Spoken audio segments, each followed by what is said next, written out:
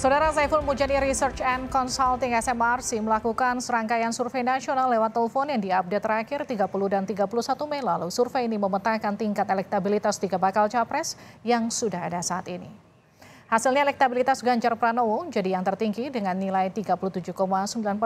Ada Prabowo Subianto 33,5% dan Anies Baswedan mendapatkan elektabilitas 19,2%. Sementara itu SMRC juga menyoroti tingkat kesukaan pemilih terhadap baca pres. Ganjar meraih 82% tingkat kesukaan pemilih terhadap Prabowo 80%, dan Anies Baswedan 68%. Dan menurut SMRC dalam 6 bulan terakhir kesukaan pemilih kepada Anies cenderung makin lemah. Karena itu elektabilitasnya juga makin lemah. Lebih lanjut menurut survei SMRC, Ganjar tak hanya disukai oleh pemilih tapi juga punya popularitas tertinggi dibanding Prabowo dan Anies. Bagaimana arti peningkatan popularitas dan elektabilitas Ganjar dalam survei SMRC? Kita akan bahas usai tayangan ini.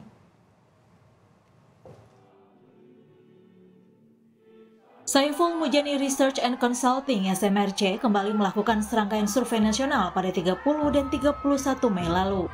Survei ini memetakan tingkat elektabilitas 3 bakal capres yang sudah ada saat ini.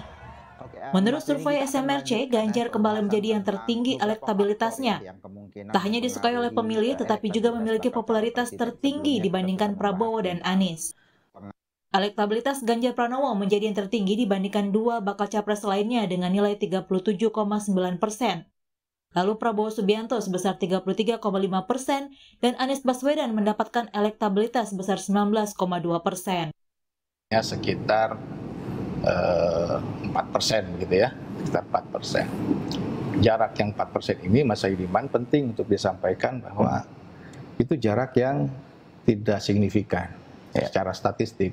Karena apa? Karena margin of error-nya sendiri 3,3%, membutuhkan 2 kali dari margin of error, lebih dari 2 kali margin of error untuk dikatakan bahwa selisih antara 2 calon itu signifikan. Jadi kalau jaraknya hanya 4% begini, yang lebih tepat ya untuk dikatakan, disampaikan atau disimpulkan bahwa ya, kedua calon ini atau kedua bakal calon ini elektabilitas seimbang. Hasil ini berbeda dengan survei Litbang Kompas sebelumnya, di mana elektabilitas Ganjar berada di bawah Prabowo Subianto sebesar 22,8%. Prabowo meraih elektabilitas sebesar 24,5%, di atas 2 pesaingnya Ganjar dan Anies Baswedan. Naik turunnya elektabilitas bakal capres dimaklumi parpol termasuk PDI Perjuangan. Sejak mendeklarasikan Ganjar Pranowo sebagai bakal capresnya, PDIP mengaku terus mengikuti beragam hasil survei capres. Elektabilitas survei itu tentu saja menjadi salah satu patokan bagi kami, dan kami PDI Perjuangan juga Pak Ganjar sudah memahami bahwa dinamika naik turunnya elektabilitas dalam survei itu harus dikaji secara matang dan dicerna secara lebih mendalam.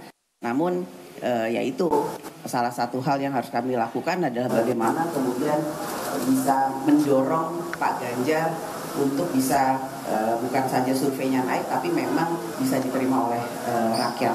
Itu yang menjadi salah satu hal yang harus dilakukan. Koalisi parpol dalam mengusung capres dan cawapres memang belum final. Semua kemungkinan masih bisa terjadi. Publik masih menunggu siapa yang akhirnya akan maju dalam Pilpres 2024 mendatang. Tim Liputan Kompas TV.